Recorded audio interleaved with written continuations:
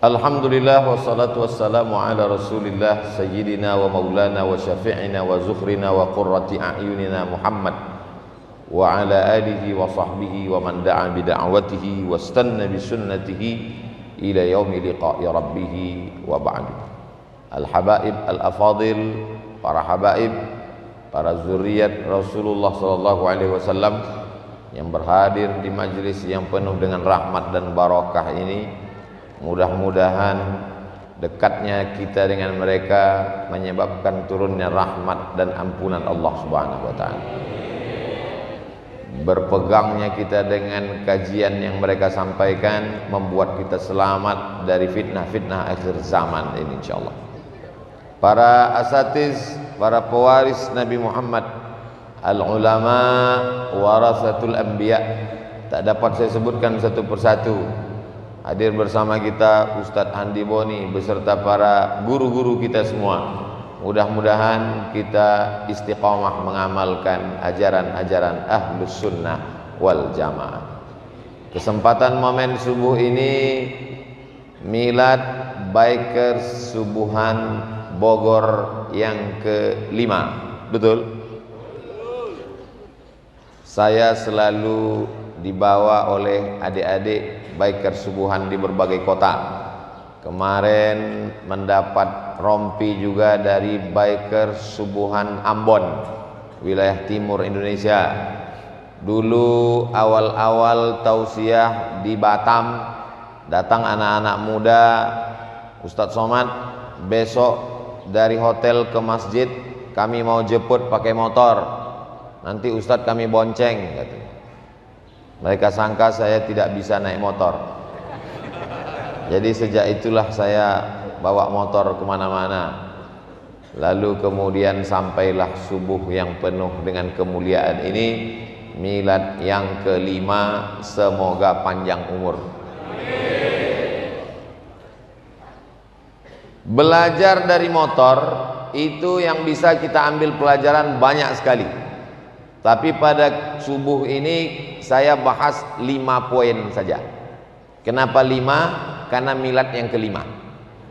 Nanti milad yang ke-6 kita tambah 6. Poin yang pertama, motor itu mesti ada gasnya. Kalau tidak ada gaspol, mendingan naik sepeda ontel aja.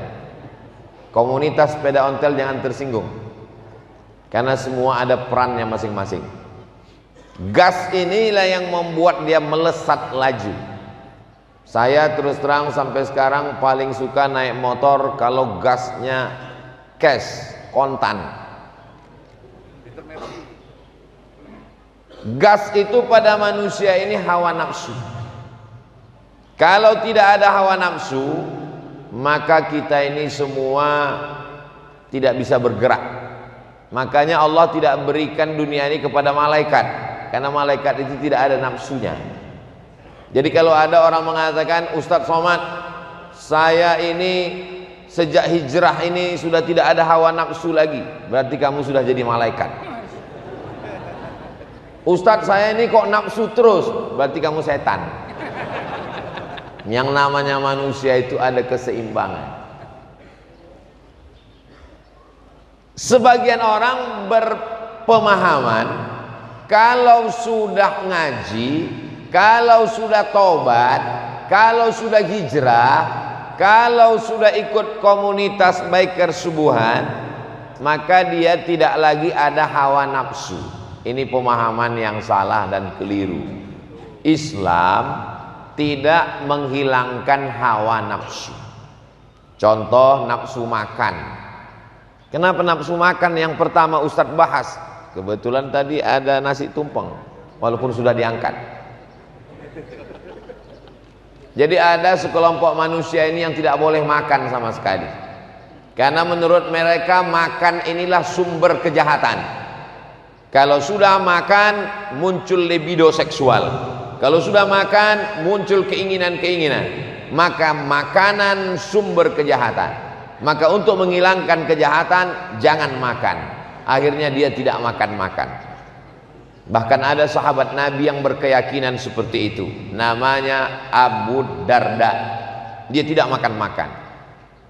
Sahabat Nabi Abu Darda ini dipersaudarakan Nabi dengan sahabat yang bukan Arab, namanya Salman Al-Farisi. Farisi Persia. Zaman dulu ujung nama itu sudah menunjukkan asal daerahnya. Al-Misri, Mesir. Al-Iraqi, Irak. Al-Farisi, Persia. Al-Bogori, Bogor. Al-Ciawi.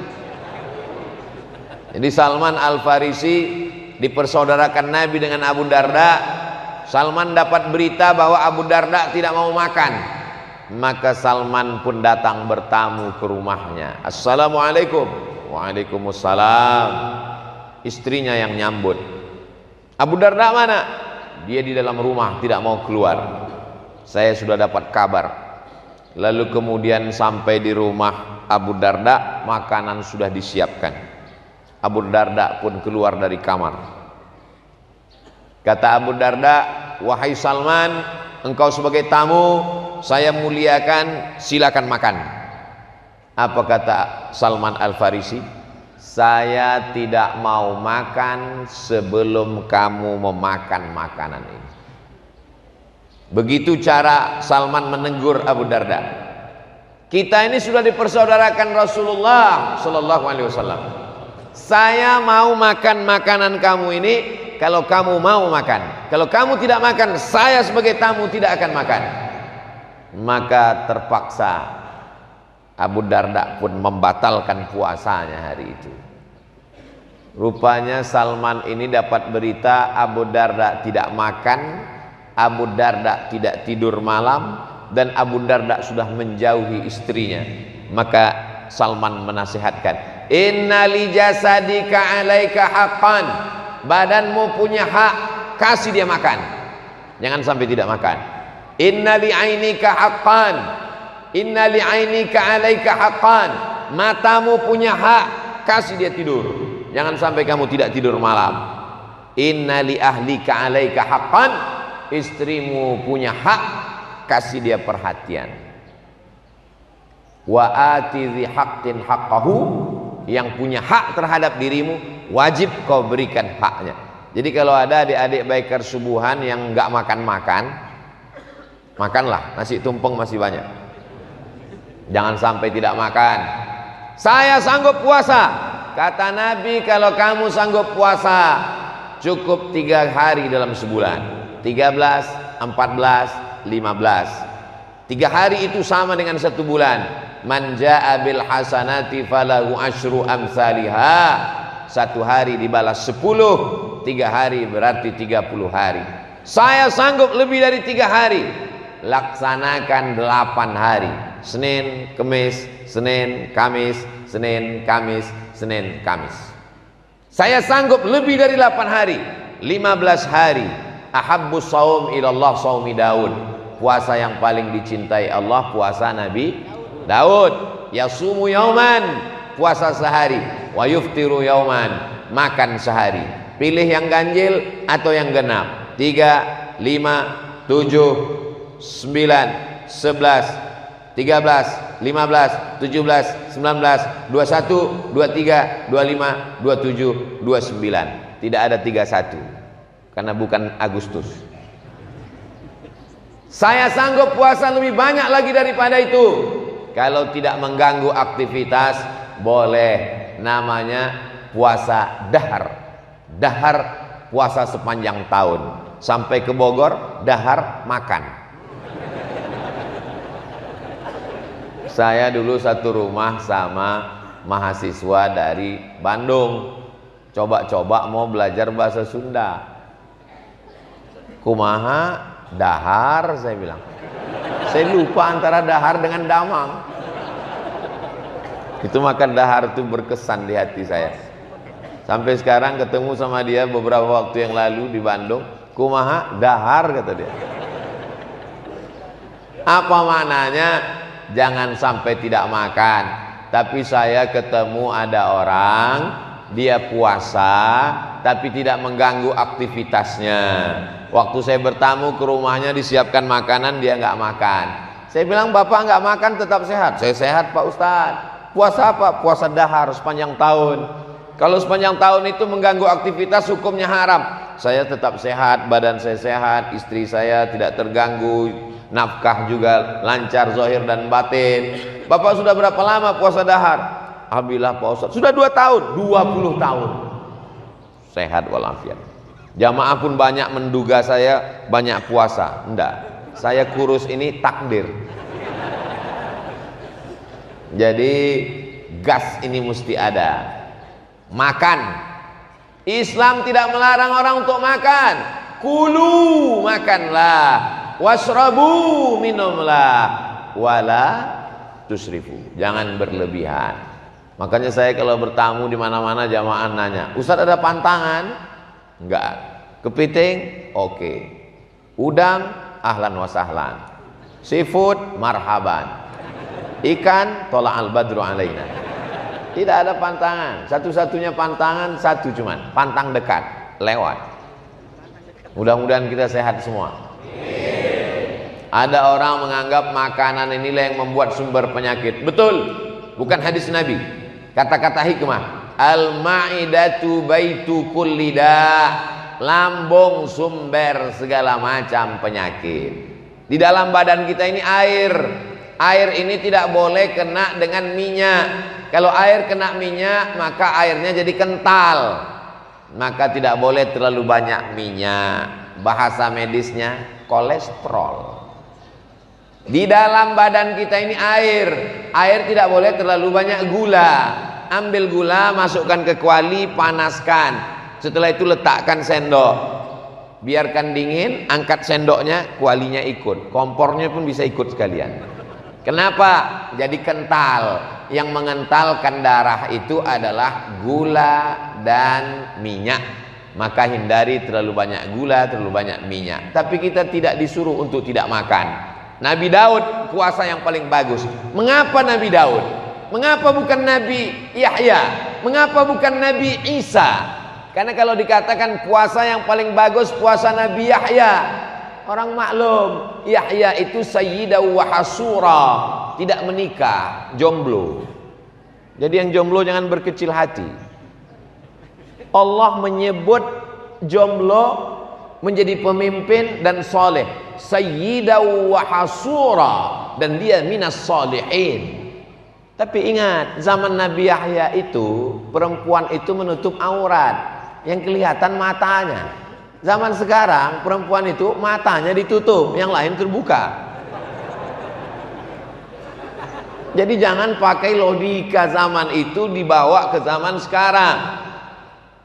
Makan, minum, Islam tidak melarang, tapi jangan semua mau dimakan. Semua yang berkaki 4 halal kecuali meja, itu pun karena keras. Dalam Islam ini sudah diatur, ini boleh dimakan, ini tidak boleh dimakan. Atib mat'amak, jaga makananmu, takun mustajabad da'wah, maka doamu akan dikabulkan Allah. Insyaallah air minumnya halal, ada label halal dari MUI, BP POM. Kenapa jadi haram? Sumbernya diberi dari uang haram, riba. Mudah-mudahan kita terselamatkan dari riba. Berpindah ke bank syariah. Amin. Ini gas yang pertama, makan. Kenapa makan? Karena kalau tidak makan, tidak tegak tulang belakang. Dalam Islam makan itu fungsinya liuqima sulbahu, untuk menegakkan tulang belakang. Karena kalau kita mau sholat, tegak tulang belakang. Mau tausiah, tegak tulang belakang. Kenapa Ustadz berdiri? Saya mau nunjukkan tulang belakang saya tegak, walaupun belum sarapan. Saudaraku yang dimuliakan Allah Subhanahu wa ta'ala, jadi belajar dari Baikar Subuhan ada gasnya, tapi gas ini mesti dikontrol. Apakah Islam mengharamkan makanan? Silakan. Gas yang kedua adalah buah dari makanan muncul hawa nafsu, libido seksual. Ada sekelompok manusia tidak mau dekat dengan perempuan karena dianggap nanti kalau menikah punya anak lupa dengan Allah. Maka perempuan dianggap sebagai penyebab keluarnya Adam dari surga. Perempuan direndahkan dan dihinakan. Perempuan dianggap menjatuhkan harkat martabat manusia.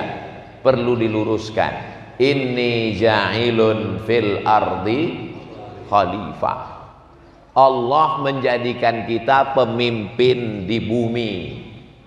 Jangan salahkan Hawa. Kita jatuh ke dunia ini karena kamu mah. Bukan.